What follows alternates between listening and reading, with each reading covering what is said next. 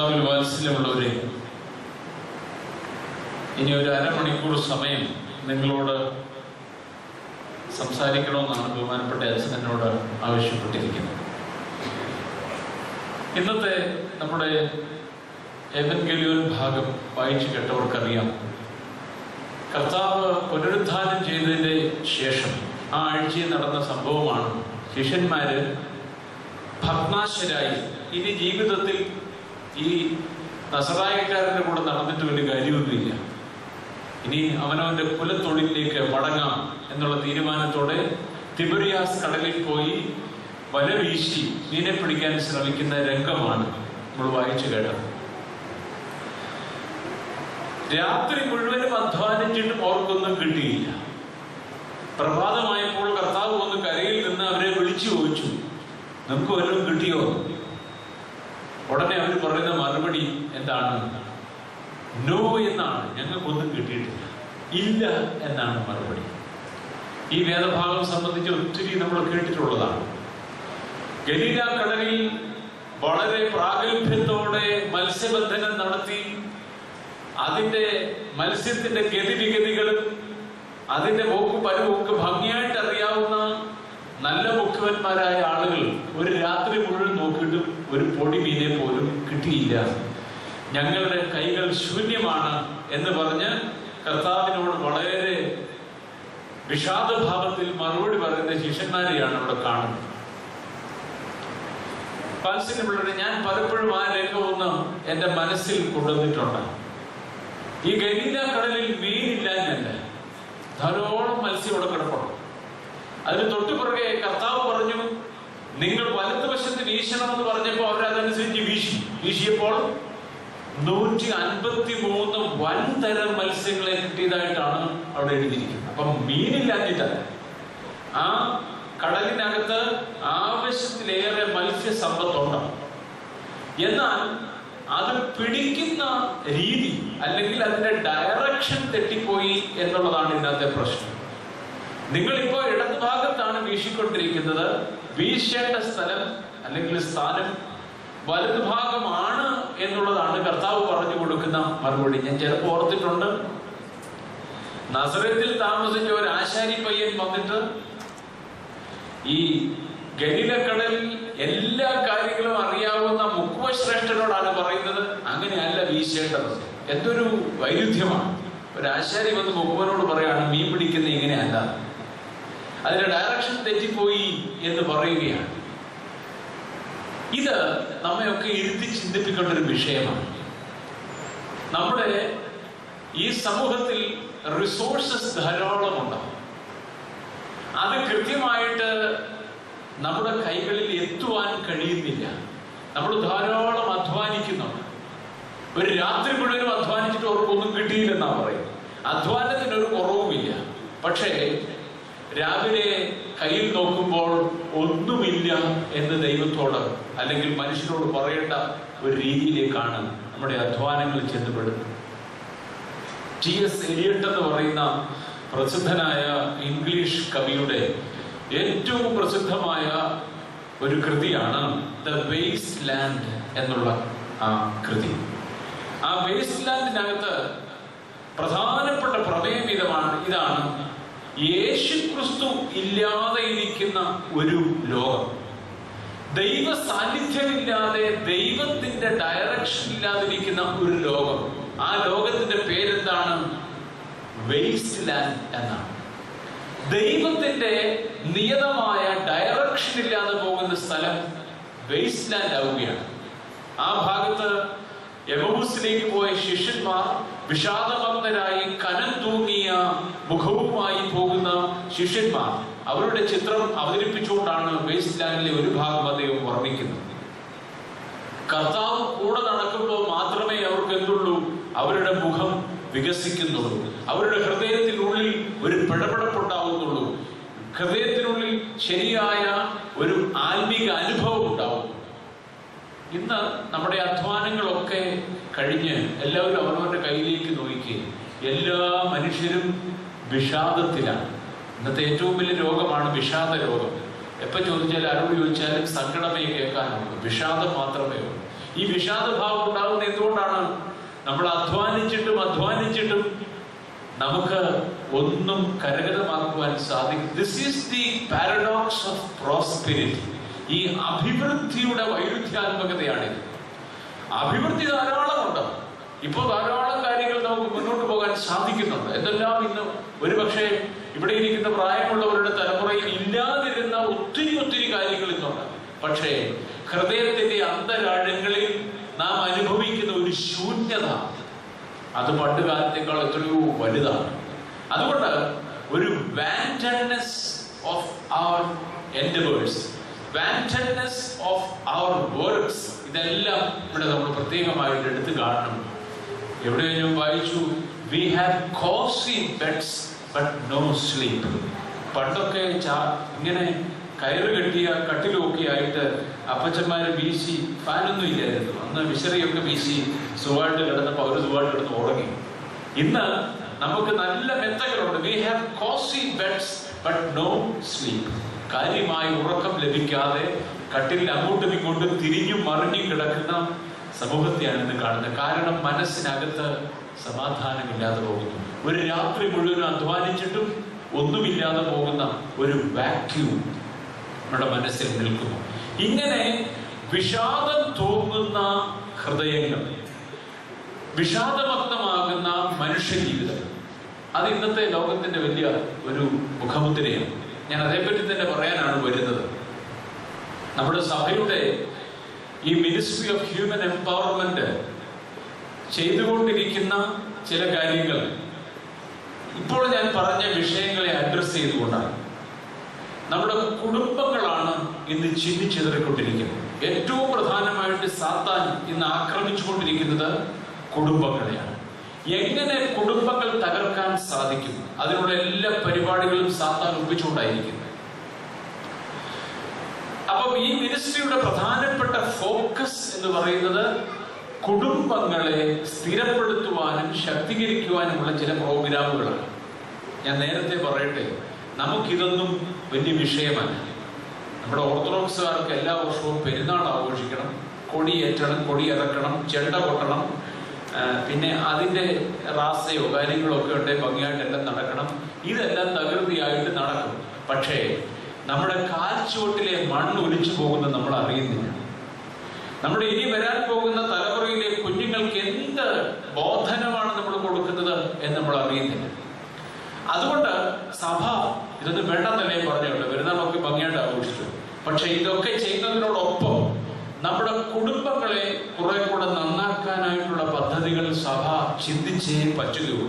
അതല്ലെങ്കിൽ അടുത്ത തലമുറ നമ്മളിൽ നിന്ന് കംപ്ലീറ്റ് ആയിട്ട് നഷ്ടപ്പെടും. ഞാൻ പലയിടത്തുമൊക്കെ ഈ കൺവെൻഷൻ പ്രസംഗത്തിന് ക്ലാസ് എടുക്കാനൊക്കെ പോകാറുണ്ട്.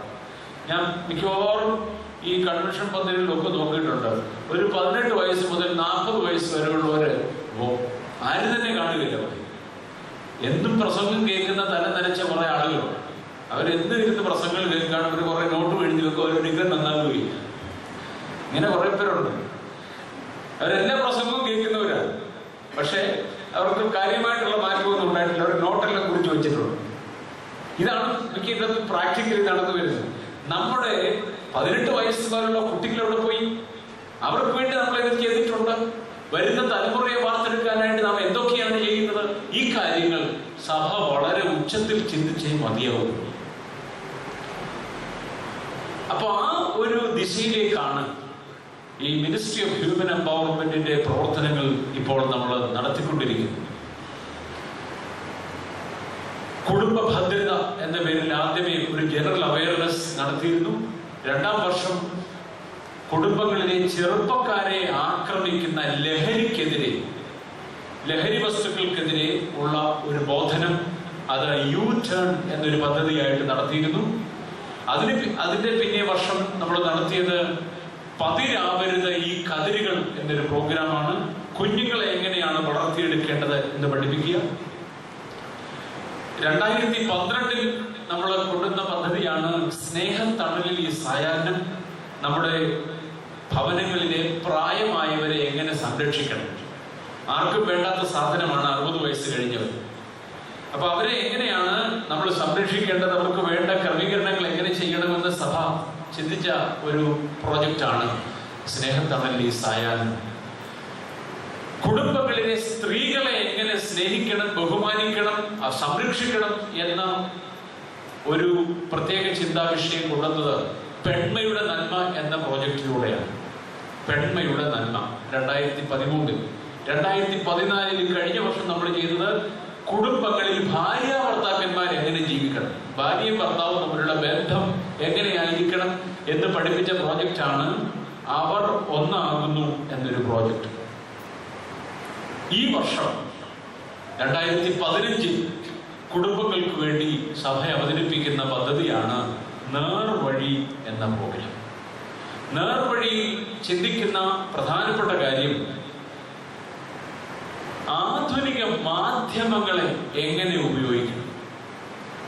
ഇന്നത്തെ ലോകം മാധ്യമങ്ങളുടെ ലോകമാണ്. ഒരു ജനാധിപത്യ വ്യവസ്ഥയിൽ പ്രധാനപ്പെട്ട 3 തൂണുകളാണുള്ളത്. നിങ്ങൾക്ക് പറയാമോ ഏതൊക്കെയാണ്? What are the 3 main pillars of democracy? ഏതൊക്കെയാണ്? ഒരു ഡെമോക്രാറ്റിക് സിസ്റ്റത്തിൽ 3 പ്രധാനപ്പെട്ട സ്തംഭങ്ങളുണ്ട്. ഏതൊക്കെയാണ്? ആരും പഠിച്ചിട്ടില്ല? സിവിക്സ് ഒന്നും പഠിച്ചിട്ടില്ലായിരുന്നു. ലെജിസ്ലേച്ചർ, നിയമനിർമ്മാണ സഭ. 2 എക്സിക്യൂട്ടീവ്, കാര്യനിർവഹണ സമിതി. 3 നീതിന്യായ വ്യവസ്ഥ അല്ലെങ്കിൽ ജുഡീഷ്യൽ.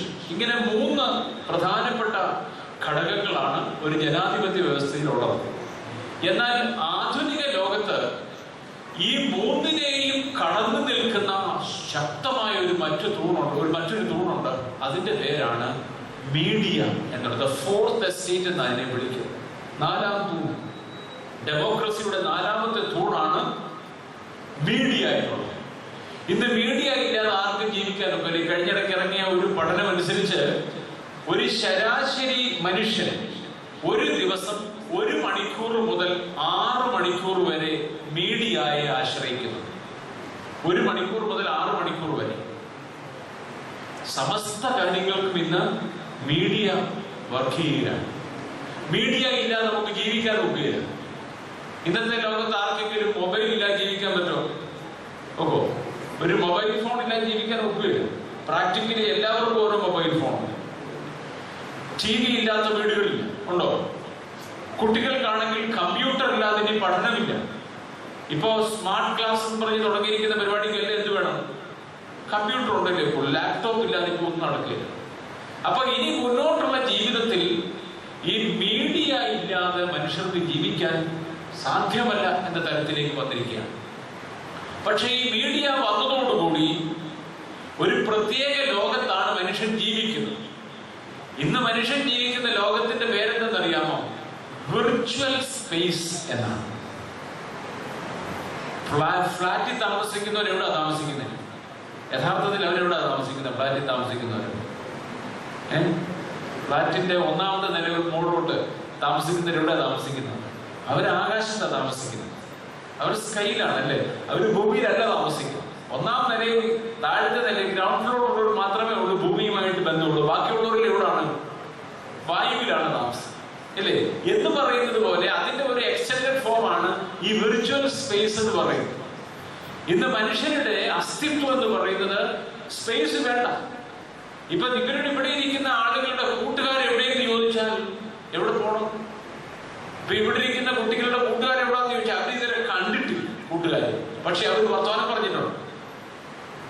അമേരിക്കയിൽ ഇരിക്കുന്ന ആളുകളുമായിട്ട് അല്ലെങ്കിൽ ഉഗാണ്ടയിൽ ഇരിക്കുന്ന ആളുകളുമായിട്ടൊക്കെ വർത്തമാനം പറഞ്ഞിട്ടുണ്ട്. ഈ കഴിഞ്ഞ ദുഃഖവെള്ളിയാഴ്ച നമ്മൾ ഒരു പ്രത്യേക കാര്യം സഭ ആഹ്വാനം ചെയ്തിരുന്നു. ഈ ദുഃഖവെള്ളിയാഴ്ചയിലേക്ക് 24 മണിക്കൂറിൽ ആരും തന്നെ മൊബൈൽ ഫോണോ കമ്പ്യൂട്ടറോ TV ഒന്നും ഓൺ ചെയ്യരുത്. ഒരു സൈബർ ഫാസ്റ്റ് ആചരിക്കണം എന്ന് പറഞ്ഞ് ഒരു ആഹ്വാനം കൊടുത്തിരുന്നു. കേരളത്തിനകത്ത് അത് അത്രയും ഇഫക്റ്റീവായിട്ട് നടന്നു. എനിക്ക് കുറെ പേരൊക്കെ ഓഫ് ചെയ്തു. പക്ഷേ കേരളത്തിന് പുറത്ത് ഇത് ശക്തമായിട്ട് നടത്തി. ഇത് നടത്തി കഴിഞ്ഞപ്പോ എന്നെ കംബോഡിയയിൽ നിന്ന് ഒരാള് ഒരു മെസ്സേജ് അയച്ചു. കംബോഡിയയിൽ അയാൾ എഴുതിയിരിക്കുന്ന കാര്യം ഇതാണ്: അച്ഛാ, ഈ സൈബർ ഫാസ്റ്റ് നല്ലതാണ്. ഞാൻ പലപ്പോഴും ഒക്കെ എൻ്റെ മൊബൈൽ ഓഫ് ചെയ്തിടാറുണ്ട്. നല്ല കാര്യമാണ്. പക്ഷെ ദുഃഖ വെള്ളിയാഴ്ച ഓഫ് ചെയ്ത് മോശമായി പോയി എന്ന് അദ്ദേഹം എഴുതിയത്. കാര്യം എന്താണെന്നറിയാമോ? അദ്ദേഹം എഴുതിയിരിക്കുന്ന ഒരു കാരണമുണ്ട് അതിന്. അദ്ദേഹം പറഞ്ഞിരിക്കുന്നത് ദുഃഖ വെള്ളിയാഴ്ചയിലെ സർവീസ് സെമിനാരിയിലോ പരിമലയോ ഒക്കെ നടക്കുന്നതാണ് ഞങ്ങള് കാണുന്നത്. കാരണം അവിടെ പള്ളിയില്ല, അവിടെ കൂട്ടമില്ല, അവിടെ ആരാധനയ്ക്ക് സൗകര്യമില്ല. അപ്പൊ ഞങ്ങളൊക്കെ ദുഃഖ വെള്ളിയാഴ്ച പള്ളിയിൽ പോകാതിരുന്ന് റൂമിലിരുന്ന് കാണുന്ന ഏതാണ്? ഈ പരിമല നടക്കുന്ന സർവീസാണ്, അല്ലെങ്കിൽ സെമിനാരിയിൽ നടക്കുന്ന സർവീസാണ്. അപ്പോൾ ഞാൻ അങ്ങനെയാണ് എന്റെ ശ്രദ്ധ അത്രയും പേര് പോയത്. കംബോഡിയയിലിരിക്കുന്ന ഒരാള് ഇങ്ങനെയൊന്ന് പറയണമെങ്കിൽ എവിടെയാണ്? ആ ആളിനെ നമുക്ക് കാണുന്നില്ല. പക്ഷെ അദ്ദേഹം അവിടെ ഇരുന്നുകൊണ്ട് സെമിനാരിയിൽ നടക്കുന്ന സർവീസ് കാണുന്നുണ്ട്. ഇതാണ് വിർച്വൽ സ്പേസ് എന്ന് പറയുന്നത്. നമ്മൾ ഒരിടത്ത് പോകേണ്ട ആവശ്യമില്ല, നമ്മൾ എവിടെയെങ്കിലും സന്നിഹിതരാകേണ്ട ആവശ്യമില്ല. നമുക്ക് നമ്മുടേതായ കൊച്ചു വീടിനകത്ത് ഇരുന്നുകൊണ്ട് തന്നെ ലോകത്തെ ഏത് കാര്യവും എവിടെ വേണമെങ്കിലും നടക്കുന്നത് കാണാനും അറിയാനും ആസ്വദിക്കാനും ഒക്കെയുള്ള വലിയ സൗകര്യമുണ്ട്. ഇത് വിർച്വൽ സ്പേസിലാണ് മനുഷ്യന്റെ ജീവിതം. ഇത് വേണ്ട എന്ന് വെച്ചുകൊണ്ട് ഇനി ഒരു ലോകം ഇല്ല. ഞാനിവിടെ വന്നത് എല്ലാവരും മൊബൈൽ ഫോൺ ഇന്ന് മുതൽ എടുത്ത് കളഞ്ഞേക്കണമെന്ന് പറയാനല്ല. മൊബൈൽ ഫോൺ ഇല്ല ജീവിക്കാൻ നമുക്ക് കഴിയും. ഇനിയത്തെ ലോകത്ത് മൊബൈൽ ഫോൺ അത്യാവശ്യമാണ്, കമ്പ്യൂട്ടർ അത്യാവശ്യമാണ്, TV അത്യാവശ്യമാണ്, ഇതൊക്കെ വേണം. പക്ഷേ നേർവഴി എന്ന് പറയുന്ന പദ്ധതിയിലൂടെ നമ്മൾ പഠിപ്പിക്കാൻ പോകുന്നത് ഇതെങ്ങനെ നല്ലവണ്ണം ഉപയോഗിക്കണം എന്നാണ്. ഗുണപരമായി, സൃഷ്ടിപരമായി, സമൂഹത്തിനും വ്യക്തിക്കും പ്രയോജനം ചെയ്യുന്ന രീതിയിൽ ഇതിനെങ്ങനെ ഉപയോഗിക്കണം എന്നാണ് അത് പഠിപ്പിക്കുന്നത്. ഇന്നലെ ഞാൻ എവിടെയോ വായിച്ചു, വീട്ടിൽ വൈകിട്ട് കഞ്ഞി ഉണ്ടാക്കി വെച്ചു. അമ്മ മോനെ വിളിക്കുകയാണ്, മോനെ കഞ്ഞി റെഡിയായി, വന്ന് കുടിച്ചോ. അവന്റെ മുറിക്കകത്ത് പോയി പറഞ്ഞിട്ടൊക്കെ ഒരു രക്ഷയില്ല, ആളിറങ്ങി വരുന്നില്ല. കുറേയധികം കൊട്ടി നോക്കി, ഇടിച്ചു നോക്കി, ഒരു രക്ഷയില്ല, ആൾ വരുന്നില്ല. ഇപ്പൊ എല്ലാവർക്കും ഓരോ മുറി ആയതുകൊണ്ട് വലിയ പ്രയാസമാണ്. ഇപ്പൊ എല്ലാവർക്കും ഓരോ മുറിയാണ്. നമുക്ക് കാശുണ്ടായതുകൊണ്ട് ഇപ്പൊ എല്ലാവർക്കും ഓരോ മുറിയായി. ഓരോ മുറിയായി കഴിഞ്ഞപ്പം ഓരോ ലോകമായിട്ട് ജീവിക്കുകയാണ്. അവനവന്റെ റൂം അവനവന്റെ ലോകമാണ്. അതുകൊണ്ട് അങ്ങോട്ടും ഇങ്ങോട്ടും വലിയ കമ്മ്യൂണിക്കേഷൻ ഒന്നുമില്ല. അപ്പൊ ഈ അമ്മ പോയി കഥകളെല്ലാം ഇടിച്ച് ഈ മോനോട് കഞ്ഞി കുടിക്കാൻ വരാൻ പറഞ്ഞിട്ട് ഒരു രക്ഷയില്ല. അമ്മയപ്പം പെട്ടെന്നൊരു ബുദ്ധി കണ്ടുപിടിച്ചെന്നറിയാം. അമ്മയ്ക്ക് കൊണ്ട് മൊബൈൽ ഫോണും വാട്സാപ്പും ഒക്കെ. വാട്സാപ്പിൽ ഒരു മെസ്സേജ് അയച്ചു മോന്. എന്താണെന്നറിയാമോ? കഞ്ഞി ഈസ് റെഡി. അടുത്ത നിമിഷത്തിൽ മോൻ ഇറങ്ങി വന്നു കഴിഞ്ഞു കഞ്ഞി കുടിക്കാനായി. ഓർത്തു നോക്കി ലോകം എവിടെ പോയി? വാട്സാപ്പിലെ മെസ്സേജ് ഉടൻ തന്നെ കിട്ടി. എന്തൊരു ഒരു പെട്ടെന്നൊരു മെസ്സേജ് അലർട്ട് വരുമല്ലോ, അത് കിട്ടിയ ഉടൻ തന്നെ ആളിറങ്ങി വന്നു കഴിഞ്ഞു. അന്നേരം വന്ന എന്തുകൊണ്ടാണെന്നറിയാമോ? ഈ സാധനം കൈ പിടിച്ചോണ്ടാണ് കഞ്ഞി കുടിക്കാൻ. ഇനിയത്തെ ലോകത്ത് ഇതൊക്കെ നടക്കാൻ പോവാണ്. മീഡിയയിലൂടെ പ്രധാനമായിട്ട് 3 കാര്യങ്ങൾ നടക്കുന്നു. ഒന്ന്, ഒരു വിജ്ഞാന സമ്പാദനം നടക്കുന്നുണ്ട്. നോളജ്, നമുക്ക് ഒത്തിരി അറിവ് കിട്ടുന്നു. ഒരുപക്ഷെ ഒരു ആയുസ് കൊണ്ട് നമുക്ക് നേടേണ്ട അറിവുകൾ ചിലപ്പോൾ ഒരു നിമിഷം കൊണ്ട് നമുക്ക് കിട്ടത്തക്കവണ്ണം ഇപ്പം ഇന്റർനെറ്റ് സംവിധാനങ്ങളൊക്കെ വളരെ ശക്തമാണ്. അപ്പോൾ വിജ്ഞാനം ഒരു ഭാഗത്ത്, വേറൊരു ഭാഗത്ത് വിനോദം, എന്റർടൈൻമെന്റ്. നോളജ്, എന്റർടൈൻമെന്റ് ആണ് ഇത് കൂടുതൽ അല്ലേ? നമ്മുടെ TV തുറന്നു വെക്കുക, അല്ലെങ്കിൽ കമ്പ്യൂട്ടർ ഉപയോഗിക്കുക, ഇന്റർനെറ്റ് സംവിധാനങ്ങൾ ഉപയോഗപ്പെടുത്തുക, ഇതെല്ലാം കൂടുതൽ ചെയ്യുന്നത് എന്താണ്? എന്റർടൈൻമെന്റ് ആണ്. ഞാനിവിടെ ഇരിക്കുന്ന അമ്മമാരോട് പറയട്ടെ, ഇവിടെ ഇരിക്കുന്നവരിൽ എത്ര പേര് സീരിയൽ കാണാത്തവരുണ്ട്? രാവിലെ വൈകിട്ട് 6 മണി മുതൽ 9 മണി വരെ ഒരു 100,000 സീരിയലാണ് അല്ലേ? ഞാൻ ഈ സഭയുടെ ചില ആവശ്യങ്ങളുമായിട്ട് ഈ സിനിമ ഷൂട്ടിങ്ങിനൊക്കെ പോകേണ്ട ആവശ്യം വന്നിട്ടുണ്ട്. അപ്പൊ തിരുവനന്തപുരത്തൊക്കെ ചെന്ന് ഈ സീരിയൽ ഷൂട്ടിങ്ങുകാരോടൊക്കെ കുറച്ച് ദിവസം താമസിക്കേണ്ടി വന്നു. ഈ സീരിയൽ ഷൂട്ട് ചെയ്യുന്നത് എങ്ങനെയാണെന്ന് കാണാനായിട്ട് അവസരം കിട്ടി. ഈ സീരിയൽ ഷൂട്ട് ചെയ്യാൻ പോകുന്ന ആളുകൾക്ക് കഥയൊന്നുമില്ല, അവരുടെ കയ്യിൽ കഥയൊന്നും ഇരിപ്പില്ല. ഒരു ദിവസം ഷൂട്ട് ചെയ്തേച്ച് തിരിച്ചു വന്ന് ആലോചിക്കും, ഇന്ന് മായമ്മ നാളെ എന്തോ ചെയ്യണം. മായമ്മ എന്തോ ചെയ്യണമെന്ന് അവിടെ ഇരിക്കുന്നവരെല്ലാം കൂടെ വൈകിട്ടിരുന്ന് ആലോചിച്ചിട്ടാണ് സ്ക്രിപ്റ്റ് എഴുതിക്കൊണ്ട് പോയിട്ട് പിറ്റേ ദിവസം മായമ്മയായിട്ട് അഭിനയിക്കുന്ന ആള് ഒളിച്ചോടി പോയെങ്കിൽ വേറെ ആളിനെ കൊണ്ടുവച്ച് കഥ അന്നേരം തന്നെ ട്വിസ്റ്റ് ചെയ്യും. മനസ്സിലായി? ഇങ്ങനെ മനുഷ്യനെ കളിപ്പിക്കാനുള്ള പണി മുഴുവനും ഇറക്കിക്കൊണ്ടിരിക്കുകയാണ്. ഇതിന്റെ എല്ലാം മുന്നേ പോയിരുന്ന് മോങ്ങി കരയുന്ന കുറെ അമ്മമാരാണ്. സന്ധ്യ മുതൽ സന്ധ്യക്ക് സന്ധ്യാനമസ്കാരം നടത്തുന്ന സമയം മുതൽ 9 മണിക്ക് സൂത്താറ നടത്തുന്ന സമയം വരെ മോങ്ങി മോങ്ങി കരയുക.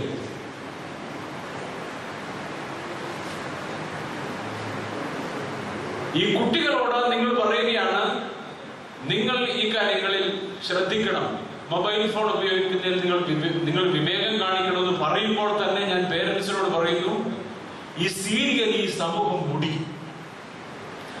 അമ്മായിയമ്മയും മരുമോളും തമ്മിൽ എവിടെയെങ്കിലും അല്പസ്വല്പം മര്യാദയ്ക്ക് പോകുന്നുണ്ടെങ്കിൽ അവിടെ വഴക്കുണ്ടായിരിക്കും. കാരണം അമ്മായിയമ്മയ്ക്കിട്ട് എങ്ങനെ പണി കൊടുക്കണമെന്നാണ് അന്നത്തെ സീരിയൽ നമ്മൾ കണ്ടുകൊണ്ടിരിക്കുന്നത്. ചേട്ടാനുജന്മാർ തമ്മിൽ ഉള്ള വസ്തു പിണക്കം, പ്രോപ്പർട്ടി ഡിസ്പ്യൂട്ട്, ഇതൊക്കെ എവിടെ കൊണ്ടിരുന്നുണ്ടാവും? ഈ സീരിയലിലൂടെ കാണിച്ചുകൊണ്ടിരിക്കുകയാണ്. മര്യാദയ്ക്ക് ജീവിക്കുന്ന കുടുംബങ്ങളിലെല്ലാം പ്രശ്നം ഉണ്ടാക്കി വെക്കും. ഇപ്പോഴത്തെ സ്ത്രീ കഥാപാത്രങ്ങളെ നിങ്ങൾക്കറിയാം. ഇപ്പൊ നമ്മുടെ കേരളം ഭരിക്കുന്ന മുഖ്യമന്ത്രിയല്ല യഥാർത്ഥത്തിൽ ഒരു സ്ത്രീയാണ്. അവരെ നാളെ രാവിലെ എന്ത് പൊക്കി കാണിക്കും എന്ന് ആശ്രയിച്ചാണ് നമ്മുടെ ഗവൺമെന്റ് ഇരിക്കുന്നത്. നാളെ ജീവിക്കാരുടെ മുമ്പിൽ അവൾ എന്ത് പേപ്പറാണ് പൊക്കി കാണിക്കാൻ പോകുന്നത്, അതിനകത്ത് ആരുടെയൊക്കെ പേര് വരും. ഇതിന്റെ അടിസ്ഥാനത്തിലാണ് നമ്മുടെ സമൂഹം, ഗവൺമെന്റ് പോലും മുന്നോട്ട് പോകും. ഓർത്തു നോക്ക്, എന്തുമാത്രം ദുഷിച്ചു ഈ സമൂഹം. നാം പ്രത്യേകം ഓർക്കുക, ഈ മീഡിയയെ ഏറ്റവും വിവേകപൂർണമായിട്ട് ഉപയോഗിച്ചില്ലെങ്കിൽ ഇത് നമ്മുടെ കണ്ടകോടാലിയായി മാറും. അതുകൊണ്ട് മീഡിയ വളരെ വളരെ പ്രധാനപ്പെട്ട ഒരു ഇൻസ്ട്രുമെന്റ് ആണ്, വളരെ പ്രയോജനം ചെയ്യുന്ന കാര്യമാണ്. ഇപ്പൊ തന്നെ ഞാൻ പറഞ്ഞത്, ഈ കൊല്ലത്ത് മരിച്ചുപോയ പെൺകുട്ടിക്ക് വേണ്ടി 13 ലക്ഷം രൂപ ഈ ഐക്കോൺ ചാരിറ്റീസ് റേസ് തന്നെന്ന് പറഞ്ഞു. എങ്ങനെയാണ് അത് തന്നത്? ഇങ്ങനെയാണ്, ഇക്കാര്യം ഇന്റർനെറ്റിൽ പ്രസിദ്ധപ്പെടുത്തി അനേകം ആളുകൾ അതിലേക്ക് കോൺട്രിബ്യൂട്ട് ചെയ്താണ്. ഞാൻ പറഞ്ഞു വന്നത്, ഇന്റർനെറ്റിനെ അങ്ങനെയും നമുക്ക് ഉപയോഗിക്കാം, നന്മയ്ക്ക് വേണ്ടി ഉപയോഗിക്കാം. കോപ്റ്റിക് ഓർത്തഡോക്സ് സഭയുടെ മിഷൻ പ്രവർത്തനം ഏറ്റവും കൂടുതൽ നടക്കുന്നത് ഇന്റർനെറ്റിലാണ്. അവർക്ക് ടു ഫിഷ് എന്ന് പറയുന്ന ഒരു ഓർഗനൈസേഷനാണ് ടു ഫിഷ്. ആ ടു ഫിഷിനകത്ത് 10,000 ചെറുപ്പക്കാരാണ് വർക്ക് ചെയ്യുന്നത്. അവിടുത്തെ പാത്രപീസ് പറയുണ്ടായി, ഒരു വർഷം, നിങ്ങൾക്കറിയാം ഈജിപ്തിലെ സഭ എന്ന് പറയുന്നത് മുസ്ലിം ഡോമിനേഷനിലാണ്. മിക്കവാറും അവിടെ കൊലപാതകങ്ങൾ നടക്കുന്ന സ്ഥലമാണ്. ഈ കഴിഞ്ഞിടയ്ക്ക് 21 കുട്ടികളെ കൊന്നല്ലോ. ഇങ്ങനെയൊരു സ്ഥലമാണ്. ഇങ്ങനെ മുസ്ലിം പീഡയുടെ നടുവിൽ കഴിയുന്ന ആ സഭയിൽ ഒരു വർഷം ഏറ്റവും കുറഞ്ഞ 20,000 പേരെങ്കിലും സഭയോട് ചേരുന്നു, വിശ്വാസം സ്വീകരിക്കുന്നുണ്ട്. അവിടെ എന്തുകൊണ്ടാണെന്നറിയാമോ? അവരുടെ ശക്തമായ പ്രവർത്തനം മീഡിയയിലൂടെ അവർ നടത്തുന്നു. അവിടെ ഇതുപോലത്തെ മിഷൻ ക്ലാസ്സുകളുണ്ട്. ഇപ്പൊ ഇന്ന് ഞാൻ ഒരു ക്ലാസ് എടുക്കുകയാണെങ്കിൽ, ഇന്ന് ഇവിടുന്ന് പോകുമ്പോൾ, കൈകുത്തി പോകുമ്പോൾ നിങ്ങൾക്ക് ഇന്നെടുത്ത ക്ലാസിന്റെ CD കൈ തരും. നിങ്ങൾ വീട്ടിൽ പോയത് കണ്ടോണം, കണ്ട് പഠിച്ചിട്ട് നിങ്ങൾ ക്ലാസ് എടുക്കാൻ പോകണം. ഇങ്ങനെയാണ് അവര് കുട്ടികളെ വാർത്തെടുത്തുകൊണ്ടിരിക്കുന്നത്. അപ്പൊ ഞാൻ പറഞ്ഞു വന്നത്, മീഡിയയെ നമുക്ക് അങ്ങനെ ഉപയോഗിക്കാം. ആധുനിക സങ്കേതങ്ങളൊക്കെ നല്ലതാണ്, അതിനെ ഭംഗിയായി ഉപയോഗിക്കാൻ നമുക്ക് സാധിക്കുമോ? നമ്മുടെ വളർന്നു വരുന്ന കുട്ടികൾക്ക് കഴിഞ്ഞ ആഴ്ചയിൽ നടന്ന സംഭവം നമ്മുടെ കണ്ണു തുറപ്പിക്കണം. ഇവിടെ ഇരിക്കുന്ന അമ്മമാരും അച്ഛന്മാരും ഒക്കെ ചിന്തിച്ചു നോക്കി. ഒരു സ്ത്രീ റെയിൽവേ പാളം മുറിച്ച് കടക്കുകയാണ്. ആ സ്ത്രീ റെയിൽവേ പാളത്തിന്റെ നടുക്ക് വെച്ച് അവർക്ക് മോഹാലസ്യം ഉണ്ടായി, അവർ താഴെ വീഴുന്നു. ട്രെയിൻ മറ്റേ വശത്തു നിന്ന് വന്നുകൊണ്ടിരിക്കുകയാണ്. ഈ സ്ത്രീയെ രക്ഷപ്പെടുത്താനുള്ള സമയമുണ്ട്. പക്ഷേ ഇത് കണ്ടുകൊണ്ട് നിന്ന ചെറുപ്പക്കാർ 2 പേര് ഈ സ്ത്രീയുടെ ശരീരത്തുകൂടി ട്രെയിൻ കയറി ഇറങ്ങി പോകുന്നത് വരെയുള്ള കാര്യങ്ങൾ എന്ത് ചെയ്തു? മൊബൈലിൽ റെക്കോർഡ് ചെയ്തു. നമ്മുടെ മനസാക്ഷി എവിടെ പോയി? ഈ മൊബൈൽ എന്ന് പറയുന്നത് ഇത്തരത്തിൽ ഉപയോഗിക്കും. ഇപ്പൊ തന്നെ എത്രയോ കുട്ടികളാണ് റെയിൽവേ പാളത്തിലൂടെ പോകുമ്പോൾ ഈ ചെവിയിൽ ഈ സാധനം വെച്ചുകൊണ്ട് പോയിട്ട് എന്ത് പറ്റി? എത്ര കുട്ടികളാണ് ട്രെയിൻ ഇടിച്ചു മരിക്കുന്നത്? കാരണം അവർക്ക് കേൾക്കാൻ പാടില്ല, വണ്ടി വരുന്ന കേൾക്കാൻ പാടില്ല. വണ്ടി വരുന്ന കേൾക്കാൻ പാടില്ലെന്ന് മാത്രമല്ല, നമ്മൾ പറയുന്ന ഒന്നും അവർക്ക് കേൾക്കത്തില്ല. ഇന്നത്തെ കുട്ടികൾക്ക് എല്ലാവരും ഈ ഇയർഫോൺ എടുത്ത് വെച്ച് കഴിഞ്ഞാൽ പിന്നെ അവർക്കൊന്നും കേൾക്കത്തില്ല. അവര് ഇയർഫോൺ ഉള്ളപ്പോഴും കേൾക്കത്തില്ല, ഇല്ലാത്തപ്പോഴും അവർക്ക് കേൾക്കത്തില്ല. ദയവായിട്ട് ഞാൻ കുഞ്ഞുങ്ങളോടൊക്കെ പറയുകയാണ്, ഈ വർഷം ഇറങ്ങാൻ പോകുന്ന പുസ്തകത്തിനകത്ത്, നേർവഴി എന്ന് പറയുന്ന ഈ പ്രോഗ്രാമിന്റെ പുസ്തകത്തിനകത്ത് ഇതിന്റെ മെഡിക്കൽ ഇംപ്ലിക്കേഷൻസ് മുഴുവൻ എഴുതിയിട്ടുണ്ട്. കണ്ണിനെ എങ്ങനെ ബാധിക്കുന്നു, ചെവിയെ എങ്ങനെ ബാധിക്കുന്നു, അസ്ഥികളെ എങ്ങനെ ബാധിക്കുന്നു, മനസ്സിനെ എങ്ങനെ ബാധിക്കുന്നു മീഡിയ. ഈ കാര്യങ്ങളൊക്കെ ഈ പുസ്തകത്തിൽ കൊണ്ടുവരാനായിട്ട് ഉദ്ദേശിക്കുന്നു. നിങ്ങൾ ഈ കാര്യങ്ങൾ സംബന്ധിച്ച് പഠനങ്ങൾ നടത്തണം. നല്ലതുപോലെ നമ്മുടെ ആളുകൾ പഠിക്കണം.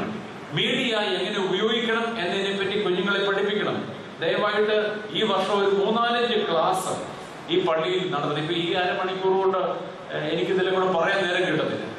ഒരു 2 മണിക്കൂറിന്റെ വീതം ഒരു 4-5 ക്ലാസ്സുകളെങ്കിലും ഈ കുട്ടികൾക്ക് വേണ്ടി പ്രായമുള്ളവരും വേണം ഇവിടെ എടുപ്പിക്കണം. എന്തിനാ ചോദിച്ചാൽ മീഡിയയെ എങ്ങനെ ഉപയോഗിക്കണം, മൊബൈൽ ഫോൺ എങ്ങനെ ഉപയോഗിക്കണം, ഫേസ്ബുക്ക് എങ്ങനെ ഉപയോഗിക്കണം, ട്വിറ്റർ എങ്ങനെ ഉപയോഗിക്കണം, പുതിയ ആധുനികമായ ഈ മാധ്യമ സങ്കേതങ്ങളൊക്കെ എങ്ങനെ ഉപയോഗിക്കണം എന്ന് പഠിപ്പിക്കണം. പോസിറ്റീവായിട്ട് അതിനെ ഉപയോഗിക്കാൻ പഠിപ്പിക്കുകയും വേണം. ഇപ്പൊ ഈ പള്ളിയിൽ തന്നെ ഇന്റർനെറ്റിലൂടെ എന്തെല്ലാം കാര്യങ്ങൾ ചെയ്യാൻ സാധിക്കുമെന്നറിയാം. നല്ല കാര്യങ്ങൾ. ഇന്നലെ ഞാൻ വളരെ ഇന്നലെ 2-3 ദിവസം മുമ്പ് ഞാൻ വളരെ മനസ്സിൽ വിഷമിച്ചിരുന്നൊരു സമയം, ഒരു വലിയ പ്രോബ്ലം എന്നെ ഭരിച്ചുകൊണ്ടിരിക്കുകയാണ്. അപ്പൊ രാവിലെ ഞാൻ മൊബൈല് ഓൺ ചെയ്തപ്പോൾ ഒരു മെസ്സേജ്, അതിനകത്ത് വന്ന മെസ്സേജ് എന്താണെന്നറിയാമോ? Don't tell your problems to God. Don't tell your problems to God, but tell your problems that you have a God. നിങ്ങളുടെ പ്രശ്നമെല്ലാം ദൈവത്തിന്റെ അടുത്ത് പോയി പറയുകയല്ല വേണ്ടത്. അതിന് പകരം എന്താ ചെയ്യേണ്ടത്? നിങ്ങളുടെ പ്രശ്നങ്ങളോട് നിങ്ങൾ പറയണം, എനിക്കൊരു ദൈവമുണ്ട്. ഞാൻ അത് വായിച്ചപ്പോൾ അന്ന് എനിക്ക് ഉണ്ടായിരുന്ന പ്രയാസം മുഴുവൻ തീർന്നു. കാരണം എന്താണെന്നറിയാമോ? നമ്മുടെ അടുത്ത് വിഷമിക്കുകയാണ്, എങ്ങനെ മുന്നോട്ട് പോകണമെന്ന് വിഷമിക്കുമ്പോൾ ഇങ്ങനെയൊക്കെയുള്ള മെസ്സേജസ് കിട്ടിക്കഴിയുമ്പോൾ ഒരു ദിവസത്തേക്ക് മതി. Don't tell your problems to God, but tell your problems that you have a God. എന്ത് ശക്തമായ ഒരു മെസ്സേജ് ആണ് കിട്ടിയത്. ഇങ്ങനെ നമ്മുടെ കുട്ടികൾക്ക് ചെയ്യാൻ സാധിച്ചൂടെ? ഇപ്പൊ തന്നെ ഗ്രീക്ക് ഓർത്തഡോക്സ് സഭയുടെയും കോപ്റ്റിക് ഓർത്തഡോക്സ് സഭയുടെയും ഒക്കെ പോഡ്കാസ്റ്റുകൾ എന്ന് പറയുന്ന ഒരു പരിപാടിയുണ്ട്. അതിലൂടെ ബൈബിൾ പാരായണം, അതുപോലെ തന്നെ വിശ്വാസത്തിന്റെ പഠനങ്ങൾ ധാരാളം. കാറ് യാത്ര ചെയ്യുന്നവർ, പ്രത്യേകിച്ച് നമ്മുടെ ഈ കുട്ടികള് ചെറുപ്പക്കാരൊക്കെ ഔട്ട്സൈഡ് ഇന്ത്യയിൽ ജോലി ചെയ്യുന്ന ധാരാളം ആളുകളുണ്ട്. എല്ലാവരും കാർ ഉപയോഗിക്കുന്നവരാണ്. ഈ കാറിനകത്ത് 4-5 മണിക്കൂർ യാത്ര ചെയ്യുന്നവരുണ്ട്. ഈ സമയത്ത് വെറുതെ ഇരുന്ന് ടെൻഷൻ അടിക്കാതെ അവർക്ക് ഈ കാറിനകത്ത് തന്നെ ശീമാ നമസ്കാരം നടത്താനുള്ള സൗകര്യം കിട്ടും. ഇത് ഇവിടെ റെക്കോർഡ് ചെയ്തിട്ടാൽ മതി, പോഡ്കാസ്റ്റ് കൊടുത്താൽ മതി. അതുപോലെ തന്നെ വിശ്വാസത്തെ സംബന്ധിച്ചുള്ള പഠനങ്ങൾ ചെയ്യാൻ സാധിക്കും. നല്ല ബൈബിൾ പാരായണം കൊടുക്കാൻ സാധിക്കും. ഇതൊക്കെ നമുക്ക് പോസിറ്റീവായിട്ട് ചെയ്യാൻ നോക്കുന്ന കാര്യങ്ങളാണ്. ഇവിടെ ഇരിക്കുന്ന കുഞ്ഞുങ്ങൾക്കൊക്കെ എന്നെക്കാൾ ഈ കാര്യങ്ങളെ സംബന്ധിച്ചുള്ള സാങ്കേതിക ജ്ഞാനമുള്ളവരാണ്. നിങ്ങളൊക്കെ ഇങ്ങനെ ഒന്ന് ചിന്തിക്കണം. ഇപ്പൊ നേർവഴിയുടെ ഭാഗമായിട്ട് ഈ പള്ളിയിൽ നിങ്ങൾക്ക് ഒരു ചെറിയ ഫിലിം ഉണ്ടാക്കാൻ പറ്റുമോ? ഇവിടെ ഇരിക്കുന്ന യുവജനങ്ങളോടും കുട്ടികളോട് ഞാൻ ചോദിക്കാം, ഒരു ഷോർട്ട് ഫിലിം, 5 മിനിറ്റിന്റെ ഒരു ഷോർട്ട് ഫിലിം, 5 മിനിറ്റോ 3 മിനിറ്റോ വരുന്ന ഒരു ഷോർട്ട് ഫിലിം ചെയ്യാൻ സാധിക്കുമോ? ഒരു മത്സരം ഞാൻ നിങ്ങൾക്ക് തരികയാണ്. ഈ വിഷയം ജനമനസ്സിൽ എത്തിക്കാൻ തക്കവണ്ണം ഒരു നല്ല ഷോർട്ട് ഫിലിം ചെയ്യാൻ സാധിക്കുമോ? ഒരു നല്ല പ്രസന്റേഷൻ ഉണ്ടാക്കാൻ സാധിക്കുമോ? ഒരു PPT ഉണ്ടാക്കാനായിട്ട് ഒക്കുമോ? ഇതൊക്കെ ആധുനിക കാലത്തെ കുട്ടികൾ ചെയ്യാൻ ഒക്കുന്ന കാര്യങ്ങളാണ്. യേശുക്രിസ്തുവിന് വേണ്ടി സുവിശേഷ പ്രവർത്തനത്തിനായിട്ട് ഇന്റർനെറ്റിനെ നിങ്ങൾക്ക് ഉപയോഗിക്കാൻ സാധിക്കും. നിങ്ങൾ ആരും പുറത്തു പോയി കവലയിൽ നിന്ന് പ്രസംഗിക്കണ്ട. ധാരാളം കാര്യങ്ങൾ ഇന്റർനെറ്റിലൂടെ നമുക്ക് ചെയ്യാനായിട്ട് സാധിക്കും. അതുകൊണ്ട് പോസിറ്റീവായിട്ട് മീഡിയയെ എങ്ങനെ ഉപയോഗിക്കാൻ സാധിക്കും എന്ന് നാം നമ്മുടെ വരും തലമുറയെ പഠിപ്പിക്കണം. ഈ കുട്ടികൾ ആരും നശിച്ചു പോകാനിടയാകരുത്. ഈ കഴിഞ്ഞ ആഴ്ചയിൽ ഫേസ്ബുക്കിൽ ഞാനൊരു പടം കണ്ടു. അതീവ സുന്ദരിയായ ഒരു പെൺകുട്ടി. ആ പെൺകുട്ടിയുടെ പടം കണ്ടാൽ ഒന്ന് നോക്കും, അത്രമാത്രം സൗന്ദര്യമുള്ള ഒരു കുട്ടിയാണ്. ആ കുട്ടിയുടെ പടത്തിന്റെ ഇപ്പുറത്ത് എഴുതി വെച്ചിരിക്കുകയാണ്, I am a fan of Satan. Let us worship Satan. ഈ കുട്ടി പറയുകയാണ്, ഞാൻ സാത്താന്റെ ആരാധകയാണ്, നമുക്ക് സാത്താനെ ആരാധിക്കാം. ധാരാളം കുട്ടികൾ ആ വഴിയിലേക്ക് പോകുന്നുണ്ട്. സൗന്ദര്യമുള്ളവരും പണമുള്ളവരും സമൂഹത്തിൽ സ്വാധീനമുള്ളവരുമായ ഒത്തിരി കുട്ടികൾ സാത്താൻ ആരാധനയിലേക്ക് പോയിക്കൊണ്ടിരിക്കുകയാണ്. ഞാനിവിടെ ഇരിക്കുന്ന പേരൻസിനോട് വളരെ ശക്തമായിട്ട് പറയുകയാണ്, നമ്മൾ ഈ സ്റ്റീരിയോടൈപ്ഡ് പരിപാടികൾ ഒന്ന് നിർത്തിയിട്ട് ഈ കുഞ്ഞുങ്ങൾക്ക് വേണ്ടി കുറെ പണം ചെലവഴിക്കണം. ധാരാളം നല്ല കാര്യങ്ങൾ ഈ കുട്ടികൾക്ക് വേണ്ടി ചെയ്തേ പറ്റുകയുള്ളൂ. സൺഡേ സ്കൂൾ വിദ്യാഭ്യാസത്തിനായിട്ട് ധാരാളം പണം ചെലവഴിക്കണം. ഈ പള്ളിക്കൊക്കെ ചെലവാക്കുന്ന മറ്റ് ഫണ്ടുകളൊക്കെ ജനറേഷനെ നന്നാക്കാനുള്ള പരിപാടികൾക്കായിട്ട് കൊടുക്കണം. എങ്കിൽ മാത്രമേ അടുത്ത ഒരു 10-25 വർഷത്തിനുള്ളിൽ നമ്മുടെ ഈ പള്ളിയിൽ കുറെ പേര് കാണുള്ളൂ. അല്ലെങ്കിൽ എല്ലാവരും അതിലേക്ക് പോകും. അതുകൊണ്ട് മീഡിയയെ നന്നായി ഉപയോഗിക്കത്തക്കവണ്ണം നമ്മുടെ പ്രായമുള്ളവരും ചെറുപ്പക്കാരും കുഞ്ഞുങ്ങളും ഒക്കെ ശ്രദ്ധിക്കണം എന്ന് ഓർമ്മിപ്പിക്കുന്നു. ദീർഘമായിട്ടൊരു ക്ലാസ് എടുക്കാനുള്ള സമയം ഇല്ലാത്തതുകൊണ്ട് ഞാനിവിടെ ചുരുക്കുകയാണ്. ഇത് സംബന്ധിച്ച് പിന്നീട് സഭയുടെ പഠനങ്ങളെല്ലാം വരുന്നുണ്ട്. നേർവഴി സംബന്ധിച്ച് 2-3 ക്ലാസ്സുകൾ പല മർത്തമറിയത്തിനായിട്ടും യൂത്ത് മൂവ്മെന്റിനായിട്ടും സൺഡേ സ്കൂളിനായിട്ടും ഒക്കെ എടുത്തു കഴിയാമെങ്കിൽ, പ്രത്യേകിച്ച് നിങ്ങളുടെ പ്രാർത്ഥനാ യോഗങ്ങളിൽ സക്കായി മരത്തെ കയറിയ കഥയും പറഞ്ഞുകൊണ്ട് ഇനി ഇരിക്കണ്ട. ധാരാളം കേട്ടില്ലേ നമ്മളത്? പ്രാർത്ഥനാത്തിനോട് ചെന്ന ഒരു വാക്യം എടുത്ത ഒരു പ്രസംഗമാണ്. ആ സെമിനാരിൽ വരുന്ന പിള്ളേരായിരിക്കും. അവർ പ്രസംഗത്തിന്റെ പ്രാക്ടീസ് നടത്തുന്നതാണ്. അപ്പോൾ വലിയ മെച്ചന്മാരെല്ലാം ബാഗ് കൊടുത്തോണ്ട് പോയി ആദ്യമേ നോക്കുന്ന തൂണുണ്ടെന്നാണ്. തൂണെ ചാരിയിരുന്ന് ഉച്ചയ്ക്ക് ഊണും കഴിഞ്ഞാൽ വരുന്നത്. അപ്പൊ പിന്നെ സുഖമായിട്ട് 1 മണിക്കൂർ ഉറങ്ങിയിച്ച് പോകാം. ഇതാണ് മിക്കവാറും നടക്കുന്നത്. ഇതൊക്കെ ഒന്ന് മാറ്റിയിട്ട് നമുക്ക് സജീവമായിട്ട് കുറെ ചർച്ചകൾ ഇവിടെയൊക്കെ നടക്കട്ടെ. നമുക്ക് അങ്ങോട്ടും ഇങ്ങോട്ടും കുറെ ഫേസ് ടു ഫേസ് ചർച്ച നടത്താൻ പറ്റുന്ന സ്ഥലമാണ് പ്രാർത്ഥനാ യോഗം. പള്ളിയിൽ അത് പറ്റത്തില്ല. പ്രാർത്ഥനാ യോഗങ്ങളിൽ അച്ഛനും കാണും ഒരുമിച്ചിരുന്ന് നിങ്ങൾക്ക് ചർച്ച ചെയ്യാനുള്ള ധാരാളം കാര്യങ്ങളുണ്ട്. ഇപ്പൊ ഞാൻ ഈ പറഞ്ഞ കാര്യങ്ങൾ തന്നെ നിങ്ങൾക്ക് കുറെ കൂടെ ശക്തമായിട്ട് സജീവമായിട്ട് ചർച്ച ചെയ്യാനായിട്ട് സാധിക്കും. അതുകൊണ്ട് ഈ പതിവ് പരിപാടികളിൽ നിന്നൊന്നും മാറി നമ്മുടെ പുതിയ കുട്ടികൾക്ക് ഈ വരുന്ന ജനറേഷന് ന്യൂ ജനറേഷൻ അവരെ തന്നെ വിളിക്കുന്നത്.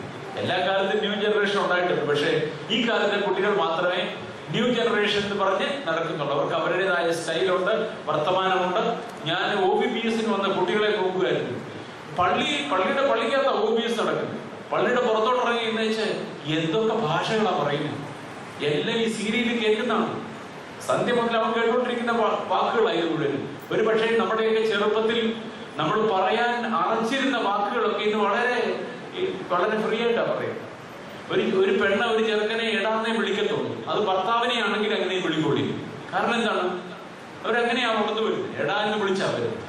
അപ്പോ ഭാഷ പോലും മാറിക്കൊണ്ടിരിക്കുന്ന ഒരു കാലമാണ്. ദയവായിട്ട് നമ്മുടെ ഈ പള്ളികളിലെല്ലാം ഈ കുട്ടികളെ ഉദ്ദേശിച്ചു, യുവജനങ്ങളെ ഉദ്ദേശിച്ചു കുറെ നല്ല പ്രോഗ്രാമുകൾ, പഠന ക്ലാസ് പ്രോഗ്രാം എന്ന് ഞാൻ പറയുന്നത് എന്തെങ്കിലും സ്റ്റേജ് പരിപാടിയല്ല. പഠന ക്ലാസ്സുകൾ നടത്തി ബോധവൽക്കരണം നടത്തണം എന്ന് സ്നേഹത്തോടെ ഓർമ്മിപ്പിച്ചുകൊണ്ട് ഇങ്ങനൊരു അവസരം തന്ന അച്ഛനോടുള്ള നന്ദി അറിയിച്ചുകൊണ്ട് ഞാൻ എൻ്റെ വാക്ക് ചുരുക്കുന്നു. ദൈവം അനുഗ്രഹിക്കട്ടെ.